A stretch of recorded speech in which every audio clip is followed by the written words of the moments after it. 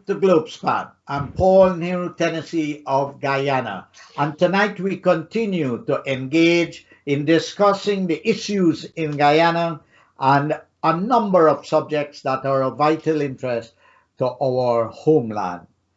To Guyanese at home and abroad, I hope you find this program tonight very educational. It's very topical.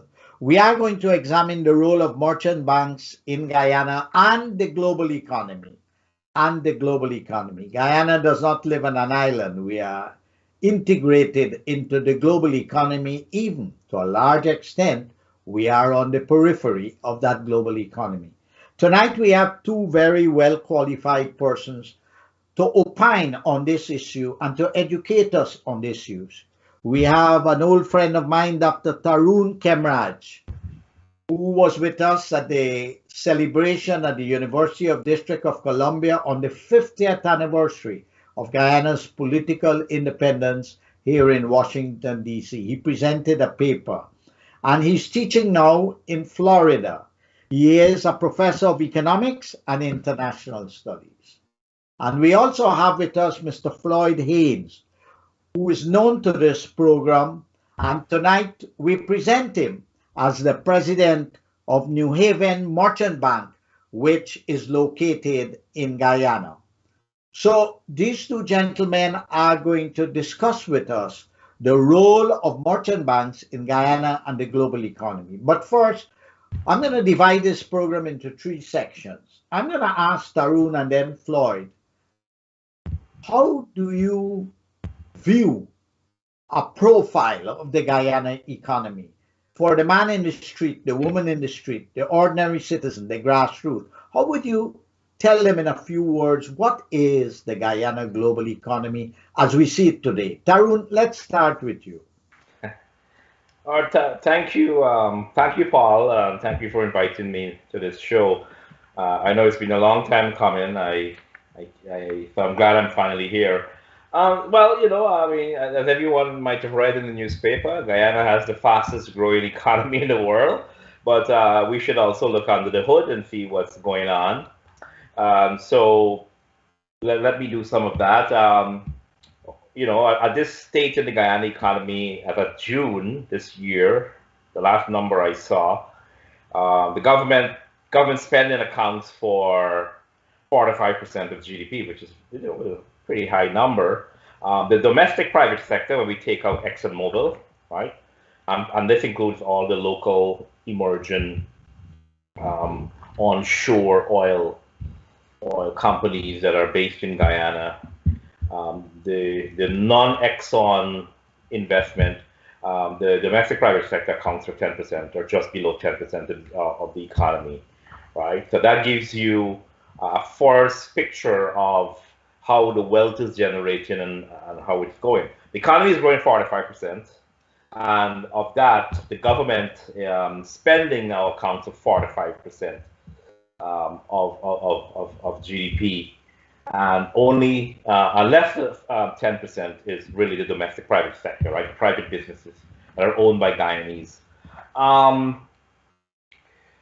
So another point to note is that we are in a period of global inflationary pressures, which was triggered by many factors, both demand side and supply side factors. And in the case of Guyana is being affected by Guyana's inflation is largely imported, in the sense that, I mean, we've heard about the supply chain problems, higher oil prices. Higher oil price is a blessing and a curse to Guyana, right? In the past, it was mainly a curse, but it's still a problem because although the government gets more revenue, it has to import oil and petrochemicals and all these products that are derived from crude oil, right? So all of that high oil price is a factor that generates inflation. And the transportation problems. Of course, the war in Ukraine did not help on the commodity side. The good news is that inflation seems to be abating. Commodity prices have come down. U.S. inflation seems to reach a turning point, which should affect Guyana's inflation positively. Europe inflation is still high. UK's inflation came in today at 10.1%, which hopefully would not have a big spillover into Guyana.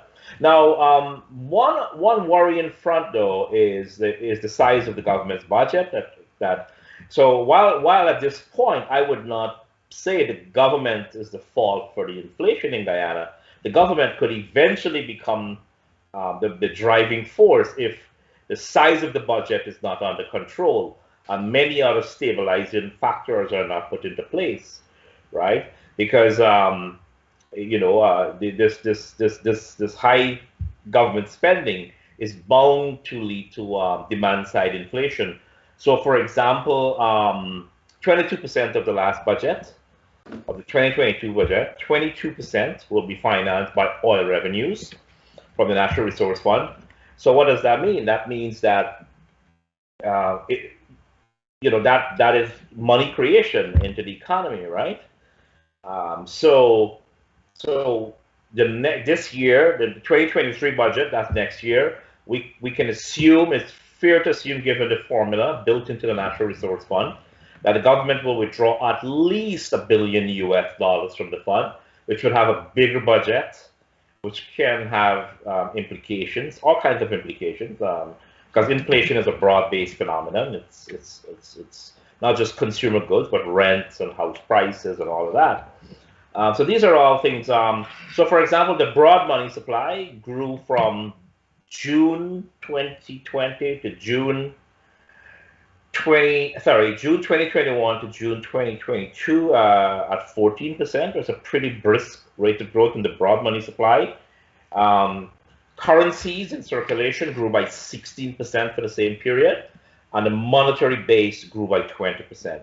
So these are all important indicators of things that we can positive and ominous signs coming down the road. Tarron, just want to pin a point here for our listeners. You speak of inflation about 12 times as you presented. Can you just explain to our audience very simply, what is inflation? Very good. So inflation means that the aggregate oil prices are rising, right? Or how do they calculate it? It's calculated in the case of Guyana. It's don't quote me, but I believe it's about 207 items. 207 items that the Bureau of Statistics go out and survey, okay?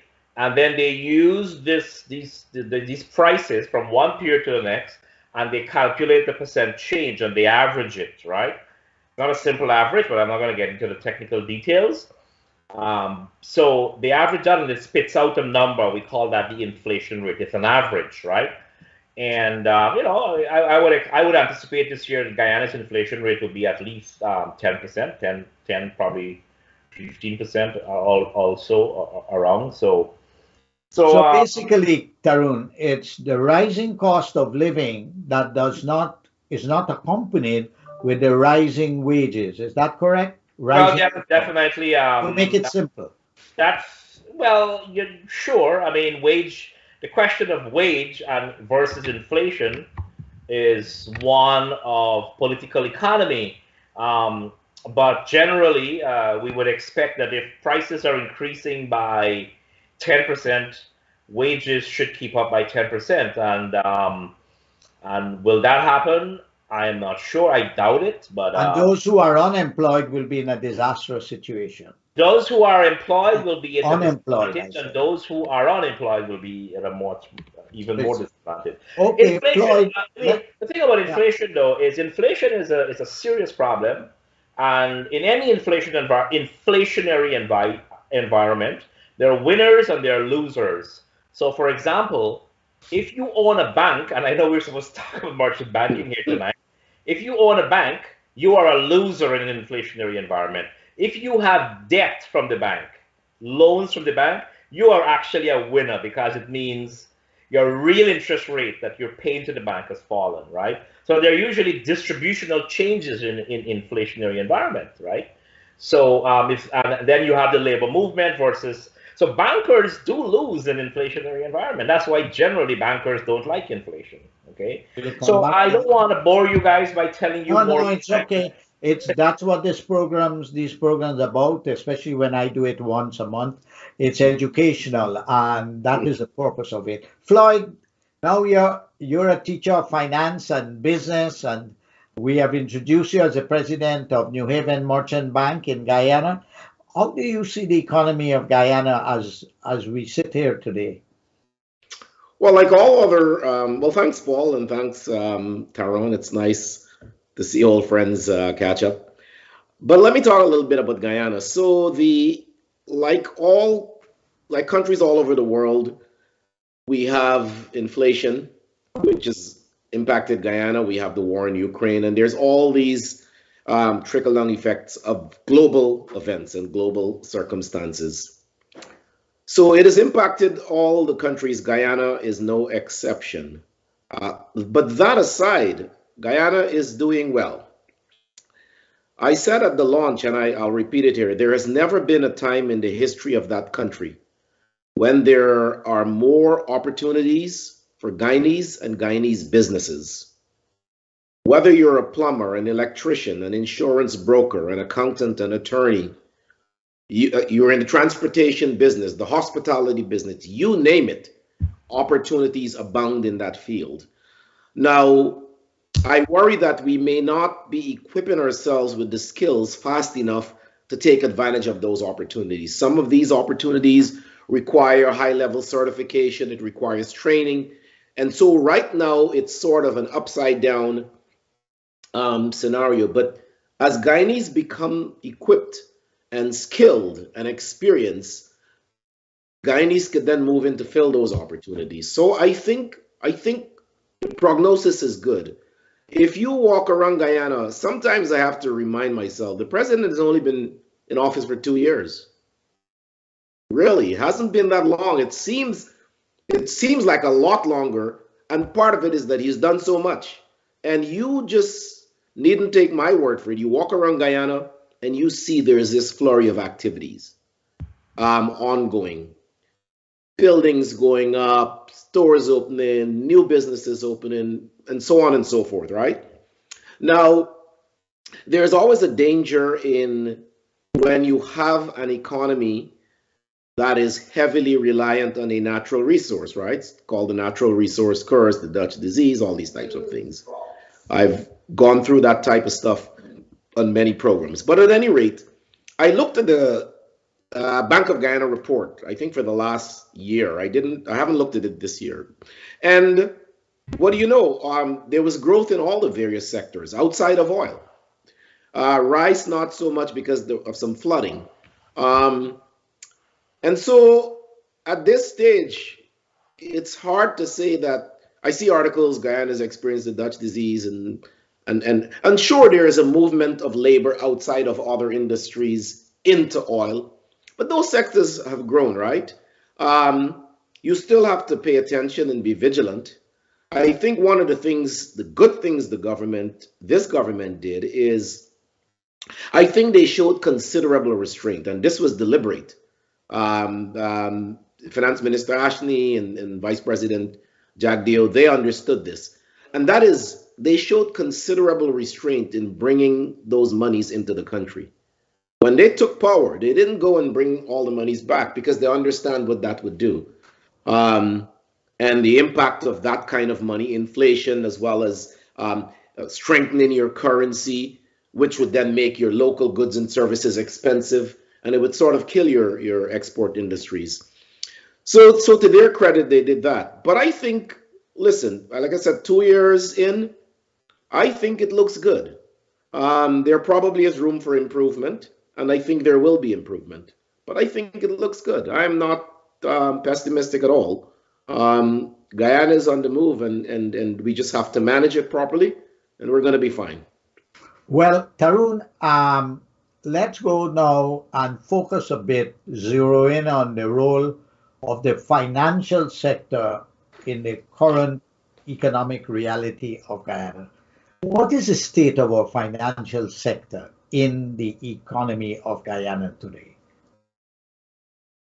Well, How are they? yeah. In terms of the Guyana economy, the financial system is bank dominated. You can say it's bank dominated, meaning that banks are the main conduit through which we have savings in the society are channeled towards investments. Okay. Capital markets are very limited. The stock market is not getting a lot of listings. The bond market is non-existent. There is a market of treasury bills. So there is tremendous role for further modernization of money and capital markets. But in general, the commercial banking sector is the main institutional construct that provides the loans in the economy. And just as merchant banks have a certain role in an economy, commercial banks have a certain role in an economy, right?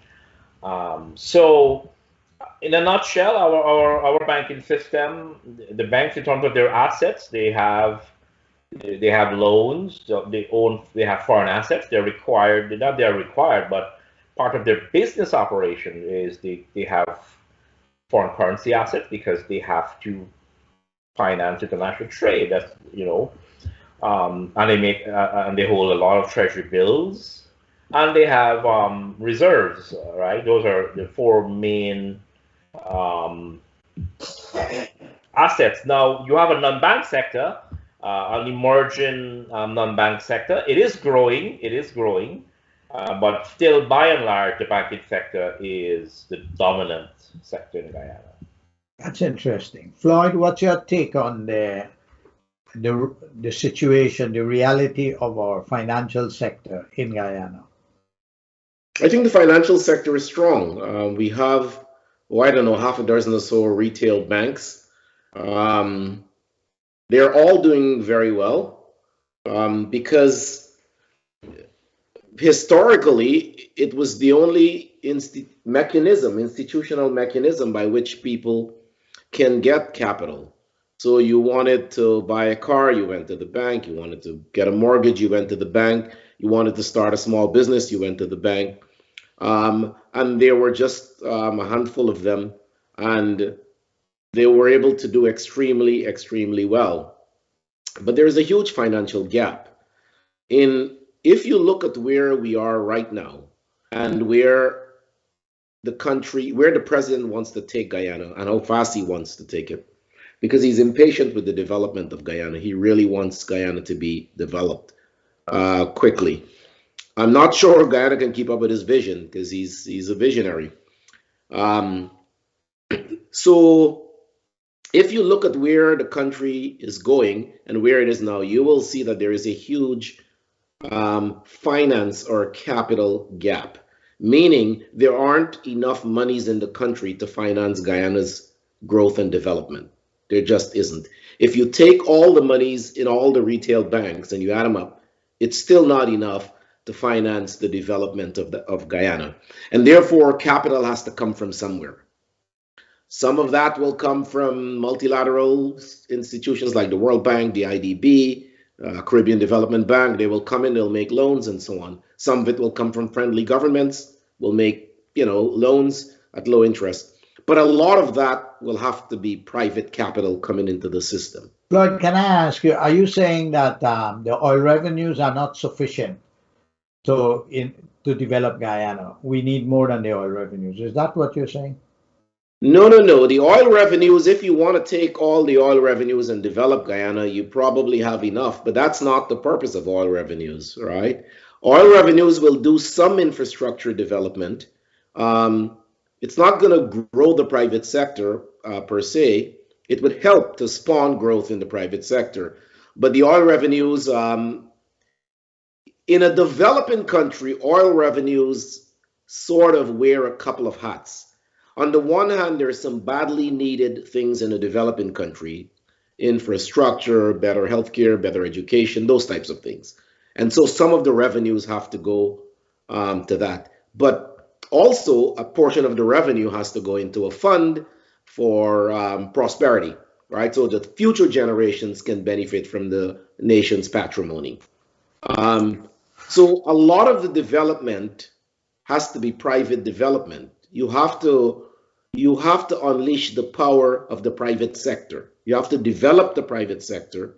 Tarron mentioned earlier, we don't have a capital market. You need some kind of a capital market. And what I mean by that, let me kind of explain, and Paul, stop me if I'm going over. You have, on the one hand, people with monies or institutions with money, pension schemes, insurance companies, banks, high net worth individuals. They're over here. They've got lots of money. They're looking for places to put the money. On this other side, there are people that need money. Small businesses, business looking to grow, to expand, to scale. These two people typically don't go to each other. That's not how it works. So in a capital market, those people get to meet, and there is an intermediary that bridges the gap between those people. And that is precisely the purpose of a merchant bank. It brings together the people with monies to invest with the people that are looking for monies to grow and expand their business. And they come together in a capital market that's regulated, right? And essentially, that's the role of a merchant bank. That is kind of what we're trying to do at New Haven. We're trying to bring much needed capital to expand and grow and private sector businesses. Because ultimately, if Guyana is to develop, the growth will come from the private sector, not government. And so you have to come up with strategies and tools to be able to jumpstart that private sector. So when I look around the Caribbean, and I've had a lot of experience island hopping in a job I had, 24 islands in the Caribbean, and I always met the private sector, the government, and the labor unions and civil society. What I discovered in the Caribbean, particularly the English-speaking Caribbean, that the most developed private sector was Trinidad and Tobago. And the second most developed for me was Jamaica. I see Guyana's private sector as still in a state of infancy. It has not even reached adolescence. It's not definitely matured. How are we going to get that private sector to grow in the context of the prospects of burgeoning oil economy? Tarron, what's your view on that? Well, let's talk a little bit. Let's go back a little bit of the history before, so that we can have some context of where the private sector in Guyana is going to go. You see, sometime in 87, 86 or 87, the Hoyt government decided that it's going to liberalize gold mining in Guyana. Okay, and this gold mining sector will largely be for Guyanese small and medium scale miners, right?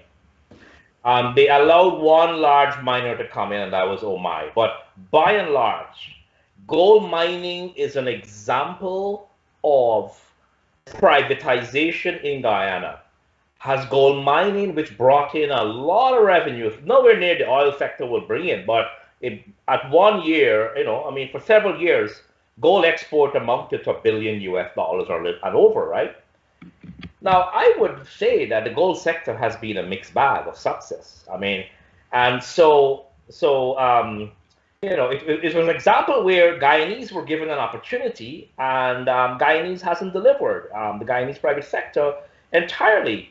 Another division that was made around the same time of the ERP was, we're going to privatize transportation. We're going to get rid of public transportation, get rid of the government, and all of that will be privatized. And I don't know how many of you are still taking minibuses, but whenever I go to Guyana, I know I'm putting my life at risk. But I like to travel in a minibus just to get a feel of the loud music and the lawlessness. I like to go in the speedboats. I can swim. I'm a very good swimmer. But I know minibus, my probability of dying is a lot higher in the minibus than the speedboat. Yeah. So that's two examples of where privatization has largely failed in Guyana. right? And what is the future now, right? Um, I hope that the oil sector will bring a lot more modernity, a lot less corruption, a lot more development to Guyana. But I am glad to see that Floyd is very optimistic. Perhaps, um, I mean, we can only hope for the best. But where does Guyana private sector have to go? I mean, I think a large part of it will have to be education, and I know the government is spending a lot of money in education. The kind of education, the matching of skills will be important. Uh, what I feel that has to be done though is one of the things going forward, like going back to the goal. You see, one of the mistakes the government made is it should have insisted that Guyanese come together and pool resources and create a gold company and a gold smeltering to rival OMI, and then that company should go public in the local stock exchange. So we allow the masses to own a share in the company, right? And because one of the good things about public companies and traded companies is that they got to be transparent, right? And you better put your books out every quarter for people to see, because we have analysts, we have observers. We want to calculate things like your PE ratio and all of that, and so so we can so if we can go down that road, I think where public companies, and when we use the word public in America versus Guyana, I don't mean government companies, but where more companies will be listed and so on, perhaps that will lead to some discipline. From that, you'll get bond issues, because private companies are not going to be able to issue bonds, right? They're going to have some kind of a rating, and they'll have to be publicly traded. They'll have to be putting forward those books every quarter.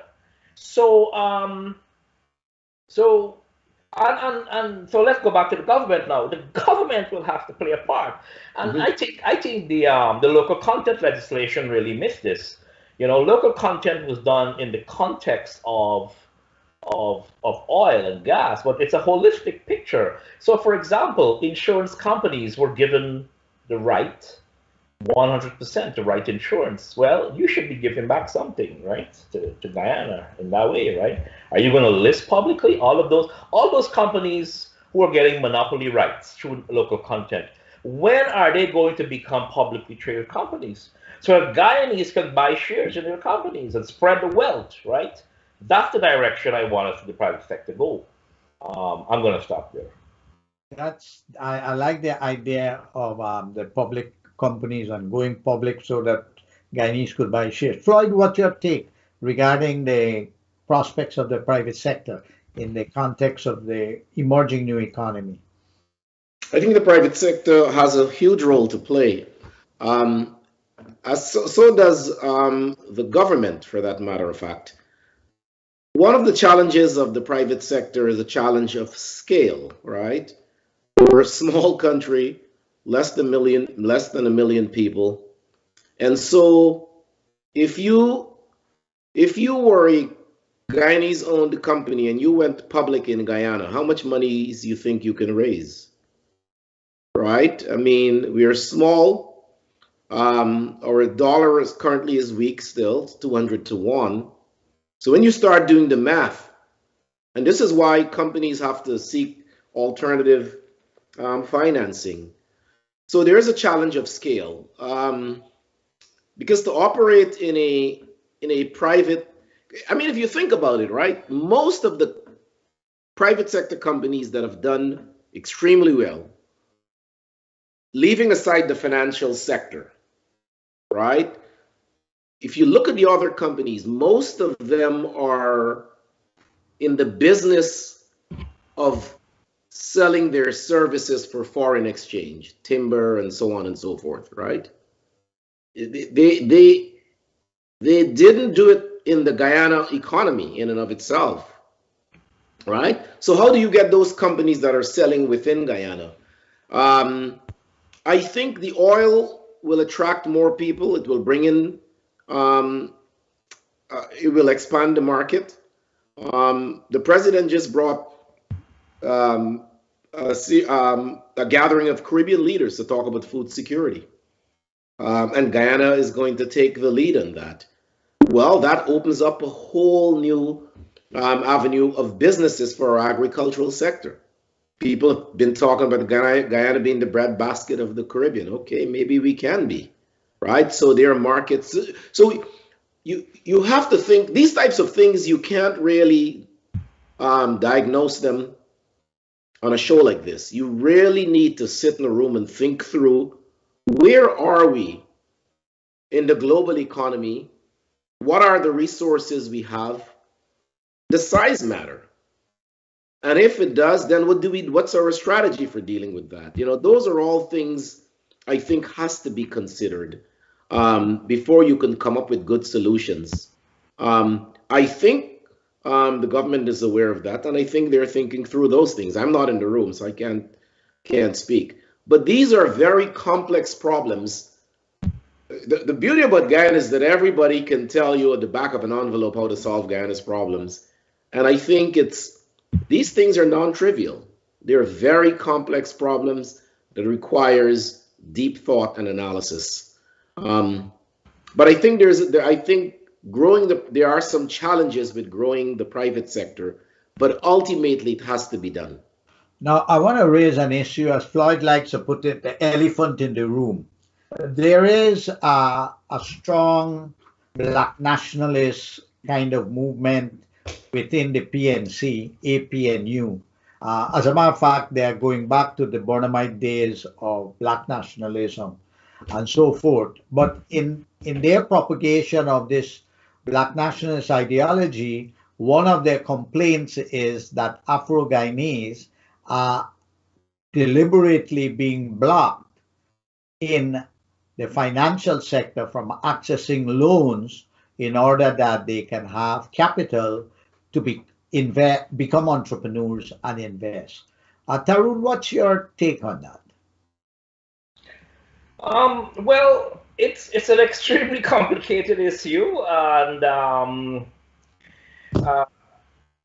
what a how does banking work, right? Fundamentally, there's a little joke that goes with it.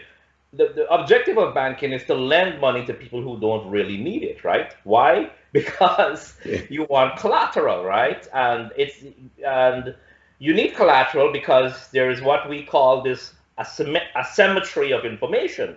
The borrower knows more if he's trying to rip off the bank than the bank thinks. So the bank has to be very careful. So in that process, there's what is called rationing of credit, right? Or credit rationing. Not everybody who walks through the bank will get loans. And these are not things that we can deal with anecdotes. I'd like to see something systematic being done in a study in Guyana, because I know that banks ration everybody regardless of whether you're black, Indian, you got collateral, you're not getting the loan. Now, if you have certain groups who may have the loans, the collateral, you might see them getting more of the loans, and you might say it's discrimination. But you also have to look at the people from the same group who also don't get the loans. Okay,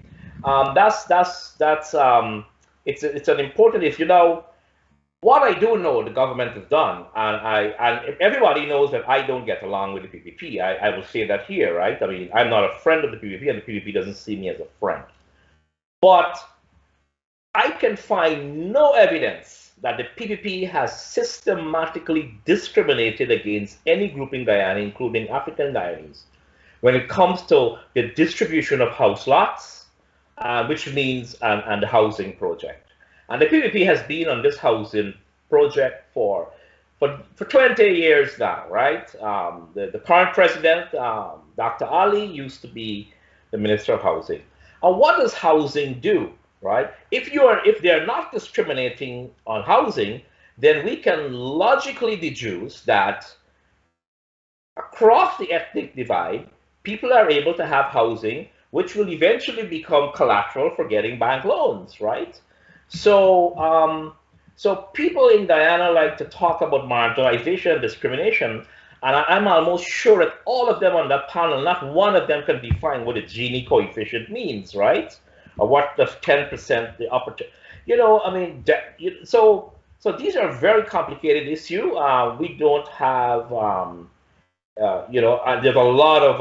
I have data right now. I can prove with data that you have more poor East Indians numerically in Guyana than you have Afro-Guyanese. There are more poor Indians by about 90 to, my exact number was 90,000 the last calculation I did. You have 90,000 more poor Indians than Afro-Guyanese in Guyana, right? Now, if the PPP was systematically marginalizing a group, then you should find that the other group should be living in a bed of roses, right? So my advice to the radicals, on the PNC, if you really want to win, at least my respect, is you're going to have to learn these issues. You're going to have to know these issues, right? And let us talk about them because logically, because these are not simple issues. The problem you get is you have when you believe this kind of stuff, you have malpractice when it comes to economic policy, right? And that's a problem because if you believe that, one group is being discriminated, when you get into government, you're going to run the country in such a way that will lead to a lot of problems. Okay, for example, Mr. Nagamuto, when he was prime minister, said, if you own a 10-acre land or a 15-acre, these people are rich. Now that is crazy. Guyana is one of the hardest places to farm on the coastal plain of Guyana. Let me give you an example. The United States of America has the most arable land, some of the best lands in the world, right? Farmland. Sure, the seed of the thing grow. Outside the US, you have Ukraine. Ukraine has some great farmlands. That's why Russia really wants Ukraine, right? So, but what does the United States government do? What does the federal government do? The federal government subsidizes farmers. You have the best lands and you're subsidizing your farmers. Massive subsidies. Guyana, you don't have the best land, then you have to deal with flooding. Guyana has one of the highest rainfall on the planet. I have the data, I can tell you that. Because I am writing a paper on it, right? So you have some of the highest rainfall. 90% of your population lives below the sea level. Most of your best farming lands, the ones that are good, are below sea level. Right? And you are going to say that if you have a 10, 15 acre, these people are rich. Now, the task of government is to understand these issues and try to mobilize these people across the divide and let's see how we can make them work in cooperatives, right? They should be sharing. Everybody shouldn't be buying a tractor and so on and so on. So it's a very complicated issue. Unfortunately, my friend is not. This is not a belittle. I think Floyd is doing something that's extremely important in Guyana. This merchant banking is very important. But Floyd, I'm sorry, man, you're not going to be dealing with poor people. Floyd, what's your take on the elephant in the room with respect to this whole idea of getting loans and so forth? I think Tarron is making a very good point. The emphasis on housing in the context of capitalism and our experience in America is very, very important because for everybody in America, the house is a collateral. Even if you're being charged for a crime and you got to get a bail and you don't have money, you put up your house. Mm-hmm. The house is a very important thing. And housing can have an impact. Now, as you said, I don't have any study that can confirm what has been the qualitative impact until now on the various ethnic groups. But you made a point that is very, very important. And a lot of things of Guyana and race, whether it's in America or whether it's in Kenya or whether it's in Guyana, there's a lot of stereotyping and argumentation without evidence. I did a study for ActionAid International in 2005 on poverty in Guyana. And what I discovered that statistically, the poorest people in Guyana were in the countryside, the rural areas, and the hinterland. And who live in the rural areas in great masses? The Indos, and then you have the Amerindos. Not that Afro-Guyanese are not poor, but the point is that this is the reality. And then under the APNU, they fired 16,000 sugar workers who already were poor, these sugar workers. And that created a food disaster. But getting back to it, Floyd, what is your take about the elephant in the room regarding Afro-Guyanese in particular getting access to capital so that they can have a jump start into entrepreneurship in the private sector?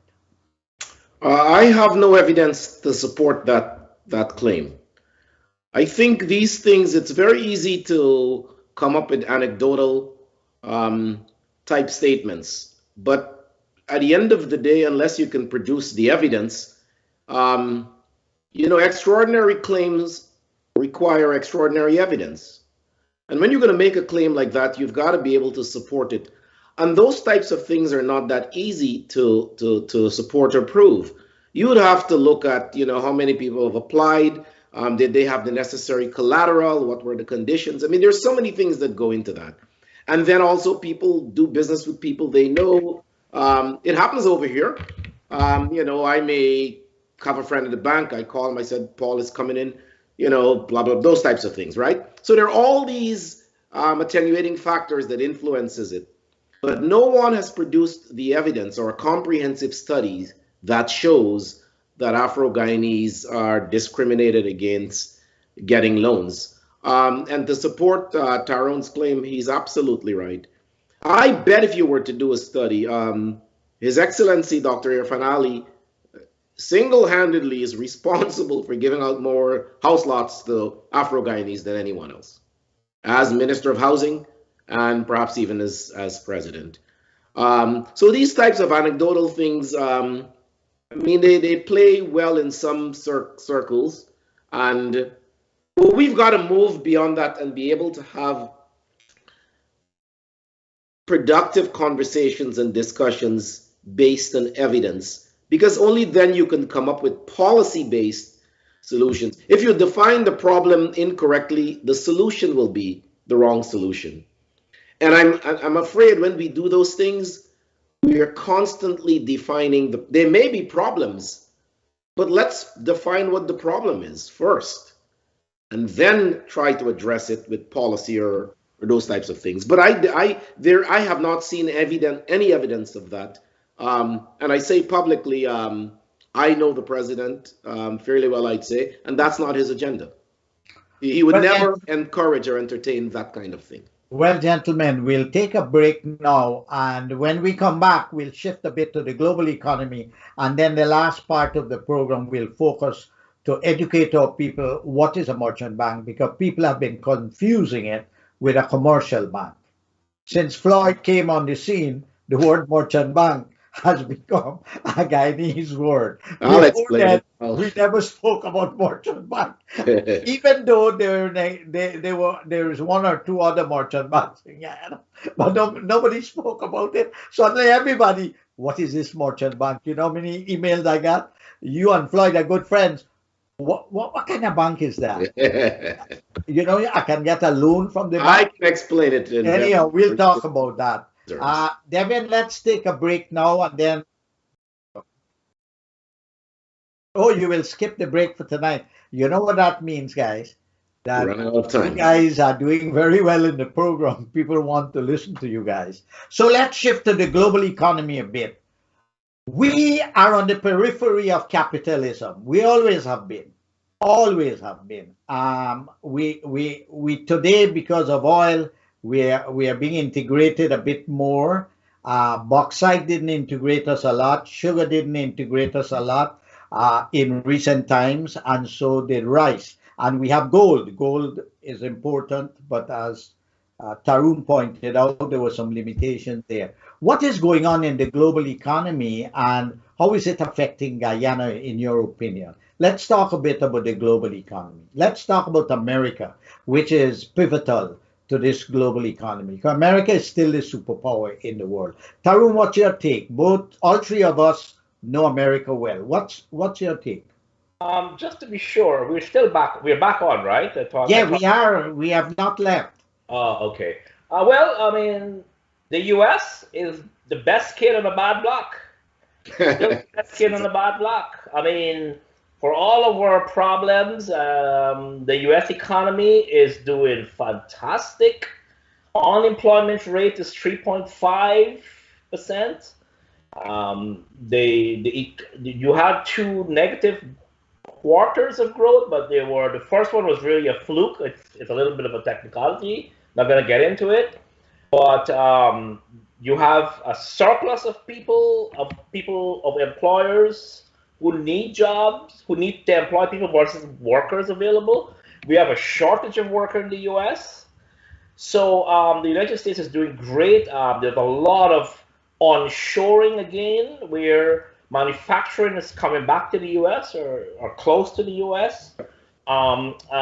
You had some major successes in Congress recently, bipartisan, the CHIPS Act, which will have fundamentally important effect going forward for the manufacturing of microchips, which goes into everything.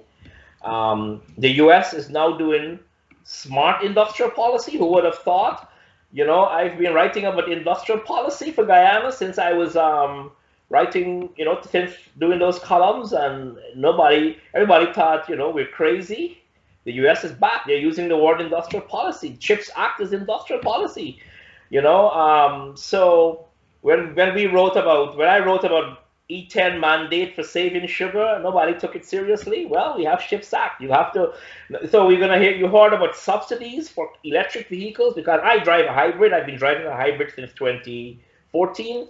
I'm going to move to electric next. But I got to make sure when I buy that electric car, it's made in America, and most of the materials, right? That's industrial policy. Now, I'm not anti-globalization. Globalization is very important. It has a role to play. But I do believe that globalization swung too far, and by and large, I think the United States is doing well. The financial markets are doing well. I invest pretty much every day in stock markets, so I can tell you, I'm pleased with my stuff. So the U.S. is doing well. The problem, though, is beyond the U.S. We have serious issues. The energy crisis in Europe, again, this energy crisis is the product of bad policy making and a lot of hypocrisy on the part of Europe, by the way, telling everybody about renewable energy and environment and so on, and they were closing down their nuclear plants and all of that, and boosting up capacity to use fossil fuel and so on. So now we have that outcome. The war, it seems as though it's going to drag on for a long time. I hope it doesn't. The developing world is really suffering right now, because whenever the American dollar gets strong, it has a big backlash on emerging economies, and particularly poor economies. Okay, strong dollar means that those countries are losing foreign exchange, right? And it's having huge effect. Guyana would have been in that state, thankfully, for the oil revenues right now. That's not the situation, where foreign exchange is flowing into Guyana. Parts of Africa are having serious issue with foreign exchange problems. So yes, the U.S. is doing great, but it's not so good in Europe. Britain just came in with 10.1% inflation. U.S. inflation is falling. But I'm really worried about the developing world right now, on what's happening. And this raises very important questions about global governance, which, again, is a very difficult thing to accomplish, right? Things that Keynes talk about. We should have a global currency. The dollar should not be the dominant currency, and so on. We are where we are, but ideally, the world should have an equitable international currency, and we are moving away. I think the dollar is becoming more entrenched. If China's zero COVID policy does not seem to make sense, but for some reason they think it makes sense, it's only going to affect the long-term viability of Chinese prestige and all of that in the world. So by and large, the world economy is not in a good shape, except for the U.S. and some other pockets. Floyd, what's your take? You've traveled a lot. You've seen a lot. You've experienced a lot in US and around the world. What's your take on the global economy right now? How it's looking? Well, I gonna follow Tarron here. I think the U.S. is the best kid on the bad block. The global economy doesn't look so good. Globalization did swing too far. Um, Europe, for a long time, was pushing the whole clean energy while at the same time importing all this fossil fuel from Russia and all that type of thing. Um, but the U.S. Has been resilient. Not sure about the stock market, Tara, and I've had some rough days, but the market goes in cycle. There's boom and bust, and so the market goes up and it goes down. But for the most part, unemployment's low, inflation's up a little, but not as much as say in Europe and so on. Um, the developing countries have problems and will continue to have problems um,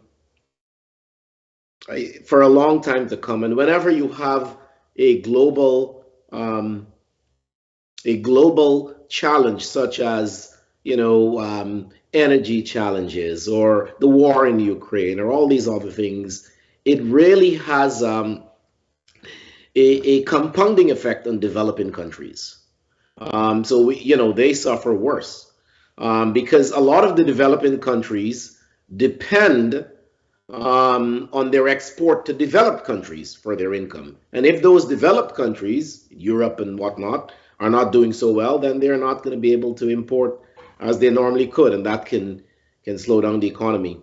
But I think things look good. I am not. I'm one of the proud free market capitalists. America, with its fault, the system works. It works for most people. Or I don't know of another system that has worked so well. Can it be improved upon and perfected? Of course. But I think, listen, I believe these things go inside. We're going to be just fine. We're going to be just fine. We have had several periods in history when we were at sort of the doomsday, looking out and predicting, whether it's the Club of Rome or whatever, where something is, catastrophic is getting ready to happen. And we seem to have been able to improvise, adapt, and overcome as human beings. So I'm optimistic. I am not that terribly concerned. I do think developing countries have to get it together. And to do that, you need the two I's, institution and individual capacity. You need to develop those things. You need the institutional arrangements that make developed countries work. And we in the developing world are slow at developing institutional and individual capacity. And I'm not sure why that's the case. I have some ideas, but I'm not sure. I haven't done any academic analysis. Well, I've been listening to a lot of reports on Bloomberg, and a lot of people in the various media, the analysts, they were talking about recession in America. But the interesting thing is that, which is phenomenal, I think, in the American economy, is that we have inflation, but with rising employment. And this has never been the case. I recall during the Asian crisis, it was a serious problem. It was fundamentally a financial crisis in 1998, 1999. And come the Sus in the IMF start talking about a new financial architecture. And then they made a lot of corrections on the way they did business. There was a great degree of corruption and so forth that was happening. And then countries like Korea and Thailand and Indonesia and so forth, they got their house in order. And then we came to the era of George Bush Jr. when we had the financial crisis in 2007, 2008. And I did a paper on both. I did the one on the financial crisis in Asia, and I went to Jakarta and witnessed the impact of that crisis. And then I went to Cyprus. I presented a paper on the origin and evolution of the financial crisis 2007, 2008. And in that financial crisis also, in Wall Street, there was a great degree of corruption with, the mortgage crisis and all that. Do you all believe that in this era in which we are experiencing, that there could be a possibility of another deep financial crisis? Or do you all believe that in America, things will go the way, well, like Tarun and Floyd are saying, in a more optimistic way? What do you think? We could avoid a recession or another financial crisis? Tarun? You mean the United States? Well, Well, yes, yeah. so globally, there is talk of a global recession. There's also talk of an American recession.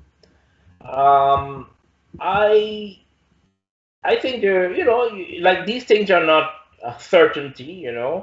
These are all probabilistic predictions. I would say there's about a 30% chance of a U.S. recession, but which means a recession can happen. But I think we could have a soft landing in the U.S. providing one factor happens, right? So a soft landing means that inflation abates, goes back to 2 to 3%, right? It would be nice if it goes back below 2%. I am not so optimistic because one of the great benefits of globalization is it depresses inflation because globalization increases productivity. Productivity leads to lower inflation, right? Globally. However, if we deglobalize or there is some movement towards deglobalization, globalization is not going away, of course, but you can expect that that television set that you can pick up at Walmart for $300 might have to be more expensive in the future and so on, right? If you're going to make all your washing machines in the U.S. and which to me don't make sense, the U.S. should be thinking about high-end technologies, not making washing machines. But if you do that, it means that the washing machine that you paid $600 for is going to be $1,000 going forward, right? That's the consequence of globalization. Now, soft landing means we're going to get the inflation rate down close to 2%, and at the same time, we don't have a recession, but we have a slowdown in the economy. Let me repeat, that's what soft landing means, right? So we hit the sweet spot. I think the chance of a soft landing is greater than a recession, but either outcome is possible. However, it's conditioned on the world economy does not enter a deep recession. Because if the world economy has a deep recession, that will boomerang to the U.S. and also could speed up a recession in the U.S. Okay? Of course, the second factor that can really precipitate a recession in the U.S. is if the Fed gets crazy and decides to increase interest rates more rapidly, which so far doesn't seem like they'll do. But I think, as I said, the world economy, if it really enters into a deep recession and a sustained one, it could boomerang to the U.S. So that's how I at this point. Floyd, what's your take on that? Yeah. Possibility of a recession or another financial crisis? I don't think it's going to happen. I think we're already seeing signs of a recovery, even in the stock market. But globalization, to me, is a very bad thing for developing countries. It contemplates a global marketplace for everybody. And then that also assumes that everybody is equipped to compete on an even playing field. And that's simply not true. Developing countries still need some level of protected markets. It is how America developed. If you go back to the history of early America, there were protected markets. And if you assume the world is just a global marketplace where I can buy a product or labor or services from any country anywhere in the world, it puts the developing countries at a major disadvantage. So, when you go to these World Economic Forum and, your fancy jets, you fly to Davos and you talk about these types of things, I really wonder whose interest is being pushed. So I am totally against that.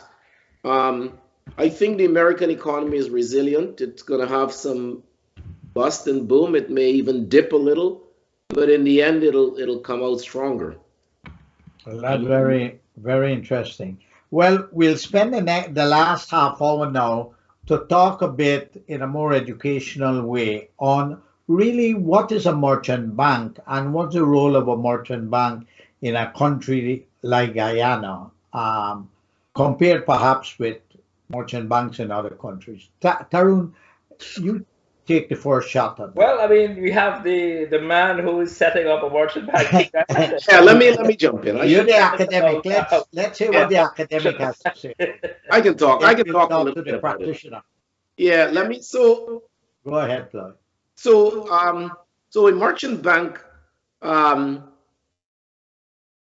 Well, you have to. Let me first tell you what a regular retail bank is or a commercial bank. A retail bank essentially takes deposits from individuals like you, me, Tarron. We work, we spend, we have a little bit left over, we put it into a retail bank, into a passbook or a savings account. They take monies from all individuals, they pool it up, and they use that to make loans back to individuals.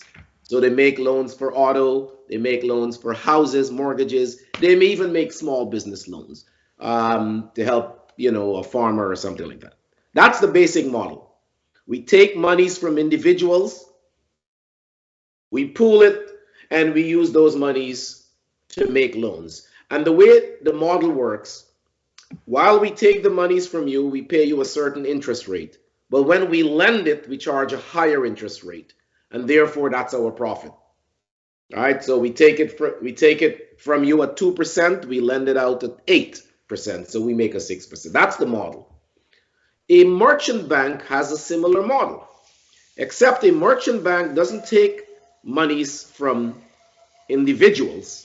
We're a non-deposit taking. We take monies from institutions. Institutional money, pension schemes, insurance companies, high net worth folks. And we do the same thing. We pool those monies and we invest it. Not necessarily loans. We invest it as capital for startup, for growth, for expansion, for infrastructure, those types of things.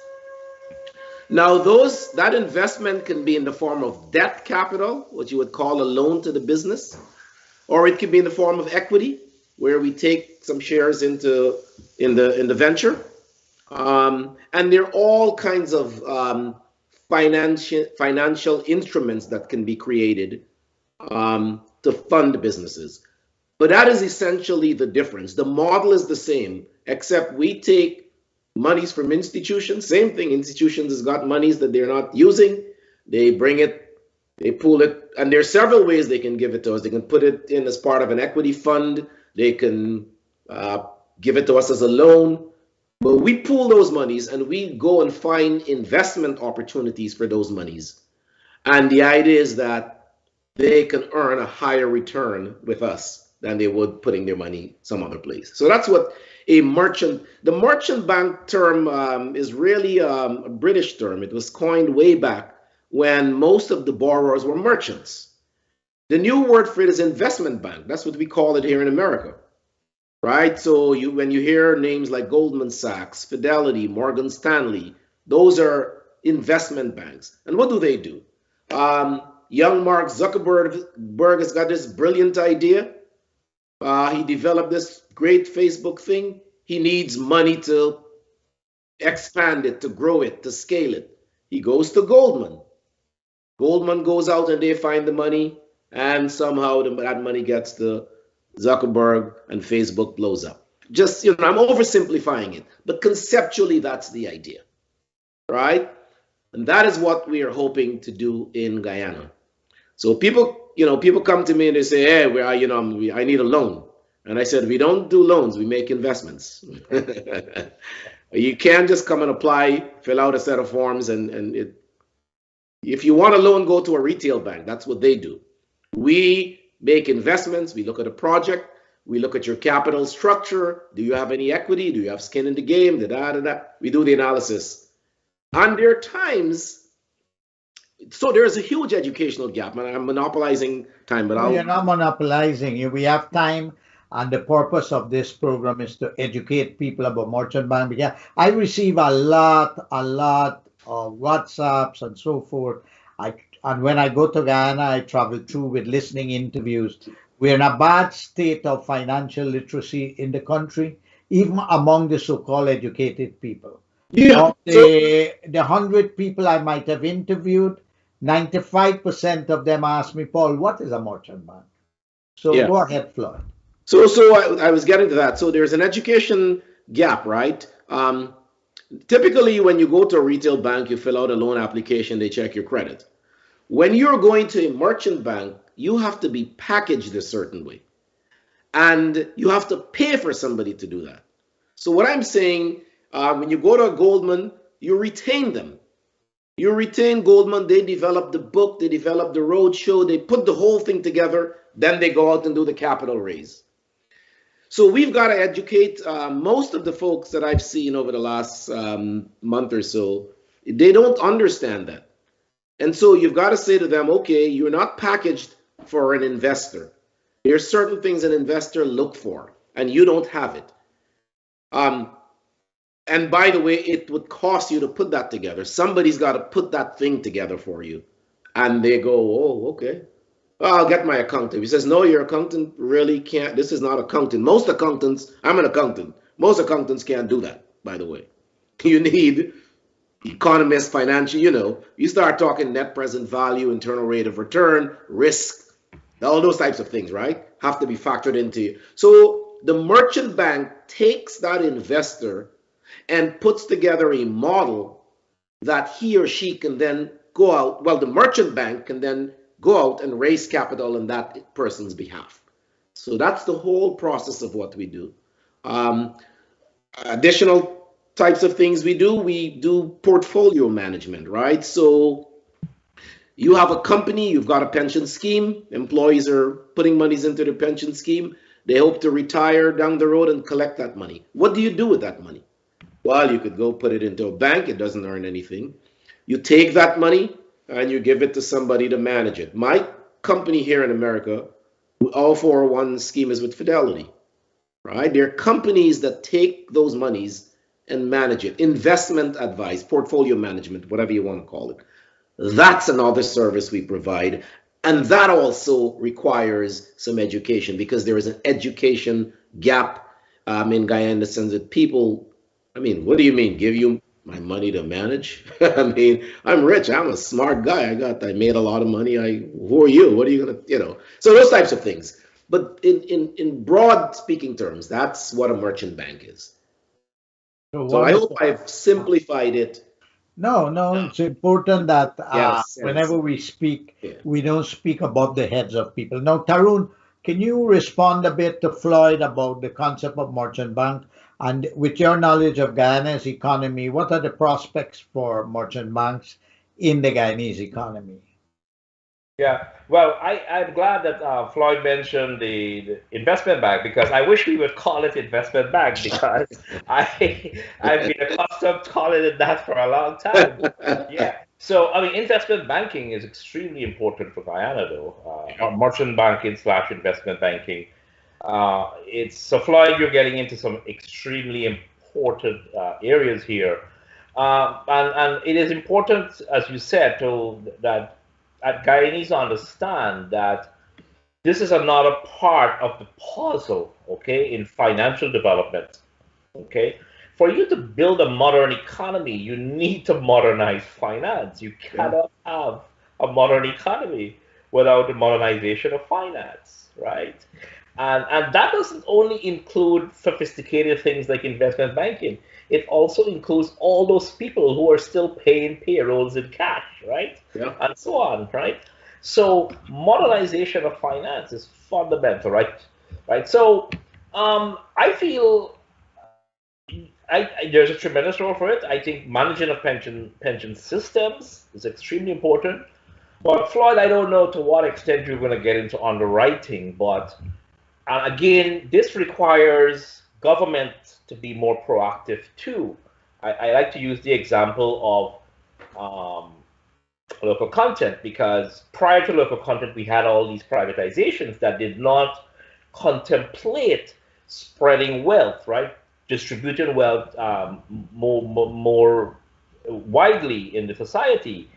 I don't know to what extent you're going to get into underwriting. How I wish to see that you would be able to persuade Guyanese and the governmental setup invest incentive system for more Guyanese business to go public, right? Yeah. Because this would be an important opportunity for managing your pension funds, and also for diversification. And of course, investment banks earn a lot of money through fees. You make your money through your fees, right?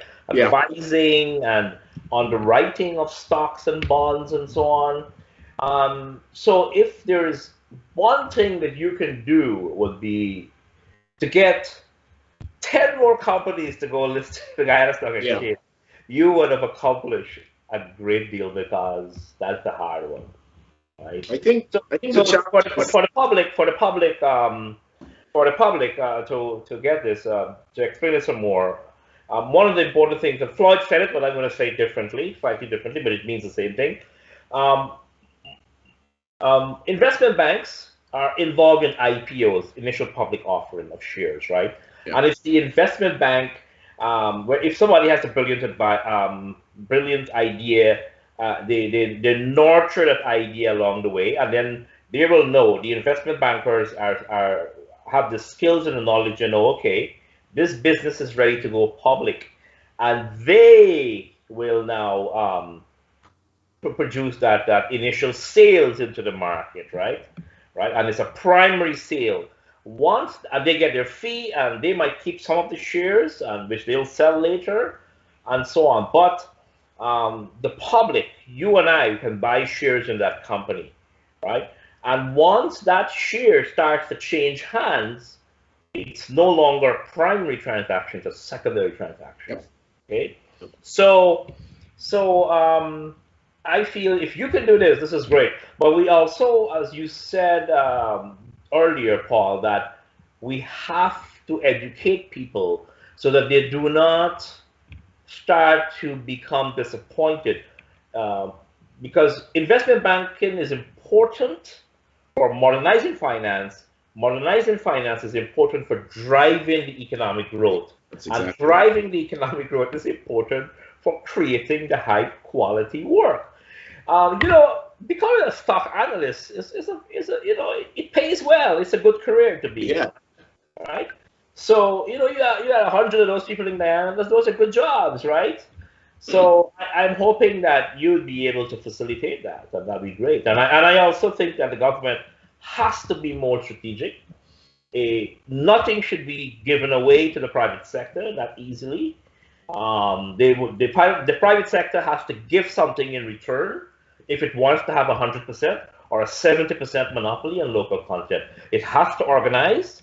It has to show that it's employing Guyanese in terms of equitable employment. It has to prove that there's anti-discrimination and all of that. And so those are all things that can be done, just as it has done in the housing drive. I mean, the government has done a pretty good job. Okay, I still criticize the government for not thinking more about drainage and so on, but beyond that, I think the housing program is a major source of collateral building in Guyana, and that's a success. Floyd, how many more merchant banks are there in Guyana apart from New Haven? There's one other, the Guyana American Merchant Bank, which is my good friend, the Bihari's bank, Suresh. They were the first, and they got licensed, God, over 20 years ago. This is the first license of any bank of any sort in almost 2 decades. So in that sense, it's a historic milestone. We're not taking it lightly. And Tarron has mentioned all of the things that are necessary. It's a holistic approach to financial development within a country because, again, at the base of any transformation and development is finance. And finance operates in a very sophisticated system of networks. You're talking digital switch, plastic cards, e-money. I mean, there's so many interlocking types of systems that have to come together in order to make the movement of finance efficient and across seamlessly. For example, PayPal. I can sit here, Paul, and send you money right now on my PayPal account, and you pull it up and you can cash it, or you can use it to go buy a shirt or a pants, that kind of thing. We take those things for granted, but we're moving in an era where those things are going to become standard. And unless we're part of that, and that requires a financial architecture that anticipates those types of things. It's not simply walking in there and coming up with a piece of software. It's a whole financial architecture that has to be reimagined in an evolving world that's going in a different direction. And so that will require consultation. It will, it's a lot of work. And you need government. You can't do this by yourself. A lot of those things will require government. Well, one thing is clear. We have suffered over the years. We're about 56 years of political independence, but two ideologies dominated Guyana. One is ethnic nationalism, the other Marxism-Leninism. And neither provided an understanding of how capitalism works. I am of the opinion, even though as yet I am not seeing a clear articulation of a commitment to it, but I think Guyana over the last couple of years is sort of, without saying it, is on a capitalist path to development. Years ago, they used to talk about the non-capitalist path, the anti-imperialist path, all kind of paths. But if we are going to go on the capitalist path, we have to study capitalism. Global capitalism, local capitalism, I call it local. We have to study capitalism, and we have to get it into the schools. We have to get it into all the various NGOs and these people. Some people are just automatically anti-capitalist. Now, I come from labor. I'm very strongly labor. Most of my life, I did labor, academia and labor, 1 foot in, 1 foot out. And I insist that we must have capitalism with social justice, not that, like Eric Williams' thesis, capitalism with slavery. We don't want that.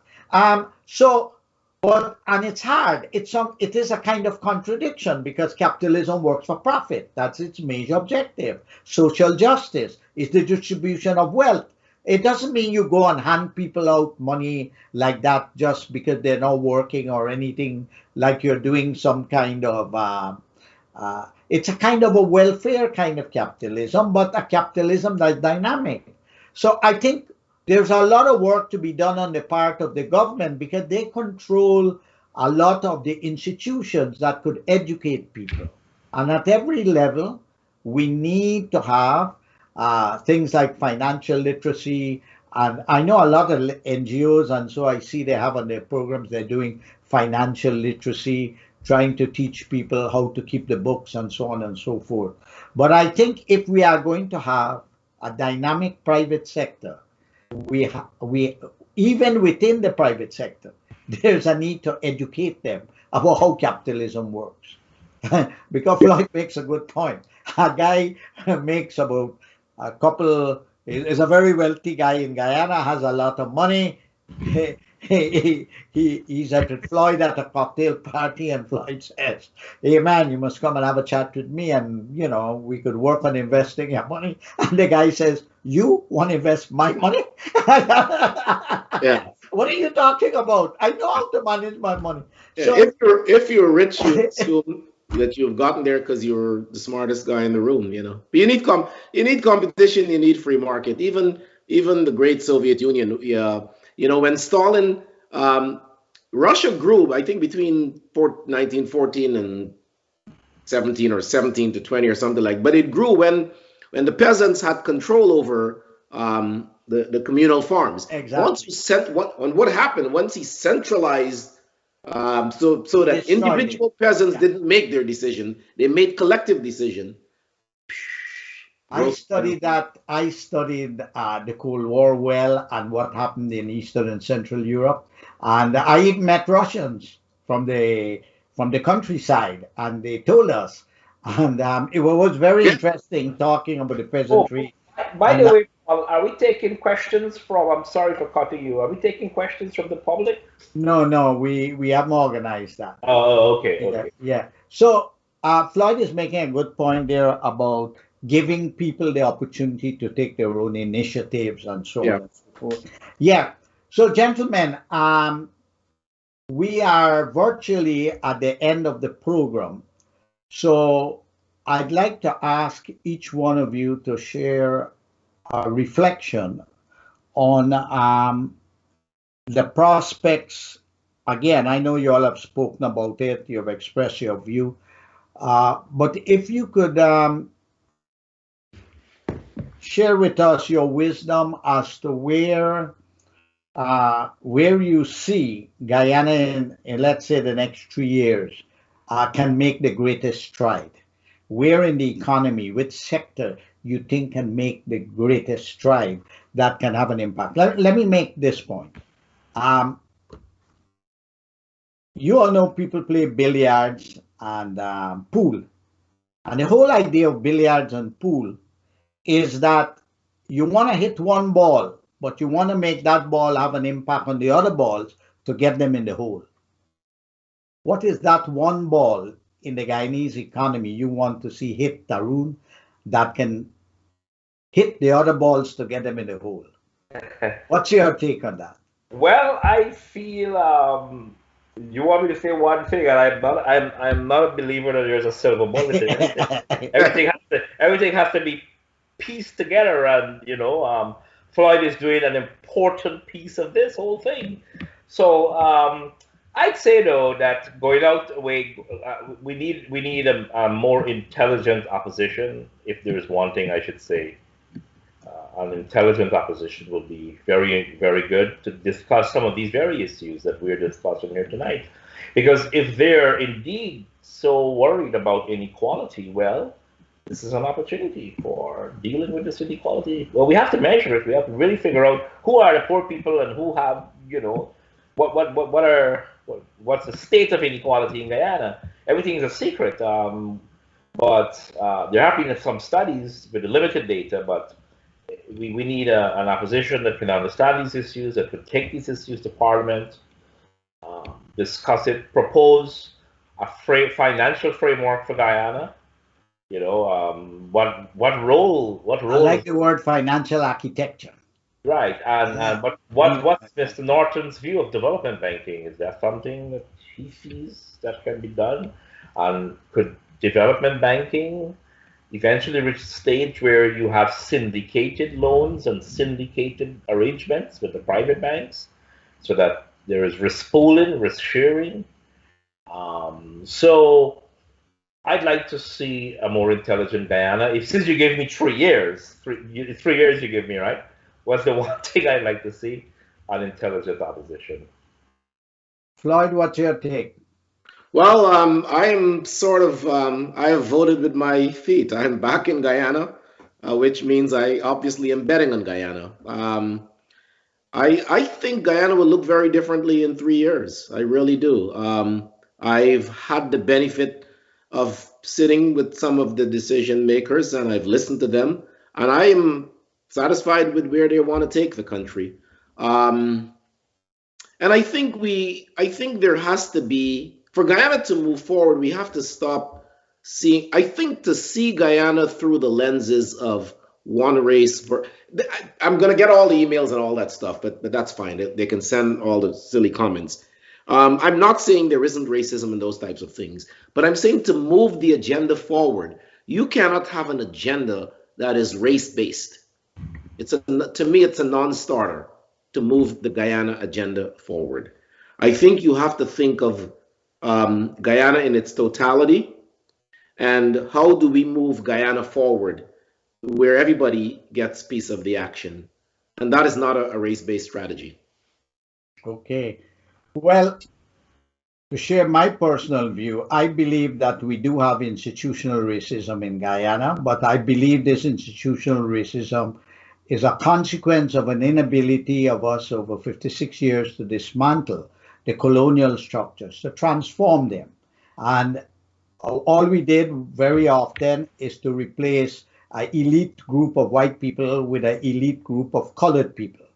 And there is no doubt that the responsibility for the state of Guyana today is the responsibility of both the Afro-Guyanese elite and the Indo-Guyanese elite, because both elites have had significant years of dominating the political economy of Guyana. So I think there's responsibility there. But I think the worst thing could happen, and I want to take up what Tarron is saying. The worst thing could happen is that we do not study on the one hand, how capitalism works, but we don't commit ourselves to a liberal democratic system. Because that's another thing. We don't have a culture of liberal democracy, of understanding the role of parliament and the role of being the alternative government and and using the tools of liberal democracy. So we have a lot of education to do at that level.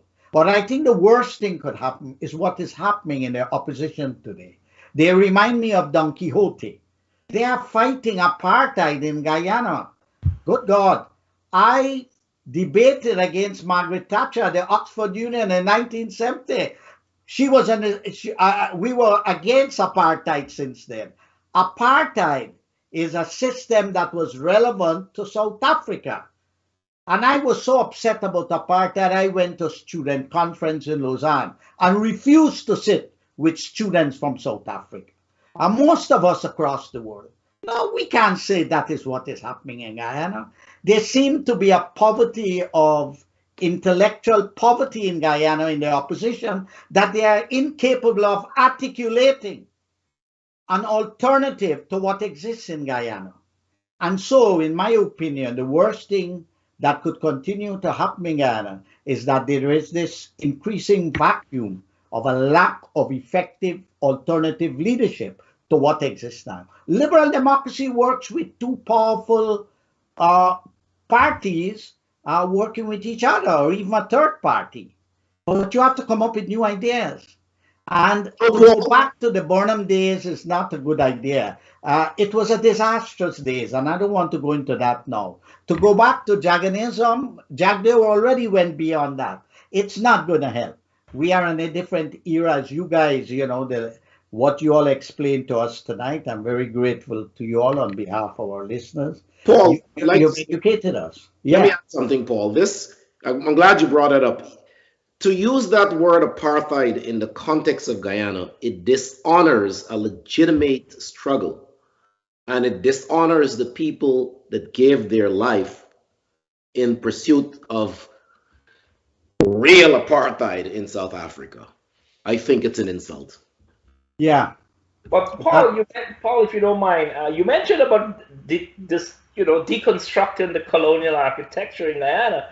But listen to this. I mean, we did some of that. We dropped a constitution that probably would have been better. The independence constitution would have done better for us. That we created one that I think is a terrible document. I agree with you. We didn't create it. It was based on a fraudulent referendum in 1978. And I've always held the position that we have to recall and replace that constitution. That constitution is the mother of all evils in Guyana. So, gentlemen, on behalf of Globespan, I'd like to thank you all very much. And until next time, I'm Paul Nehru, Tennassee, and look forward to another interesting discussion on issues related to Guyana. Goodbye, good night, and God bless.